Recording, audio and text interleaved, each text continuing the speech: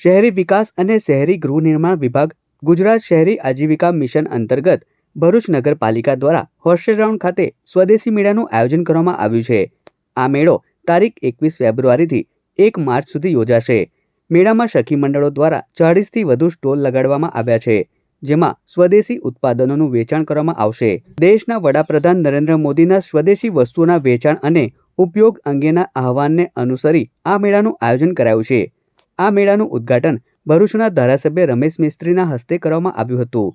આ પ્રસંગે ભરૂચ નગરપાલિકાના ચીફ ઓફિસર હરેશ અગ્રવાલ, પાલિકા પ્રમુખ વિભૂતિ યાદવ, ઉપપ્રમુખ અક્ષય પટેલ, કારોબારી અધ્યક્ષ હેમેન્દ્ર પ્રજાપતિ તેમજ અન્ય પાલિકા સભ્યો અને કર્મચારીઓ ઉપસ્થિત રહ્યા હતા।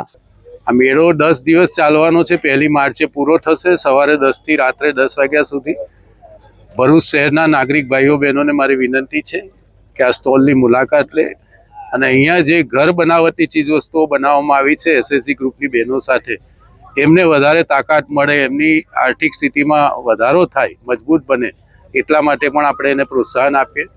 ખાસ કરીને રાજ્ય સરકાર દ્વારા આ પ્રકારના જુદા જુદા આયોજનો વર્ષ દરમિયાન થતા હોય છે, જેમાં સ્થાનિક ચીજવસ્તુઓ, બનાવટી ચીજવસ્તુઓનું વેચાણ થતું હોય છે।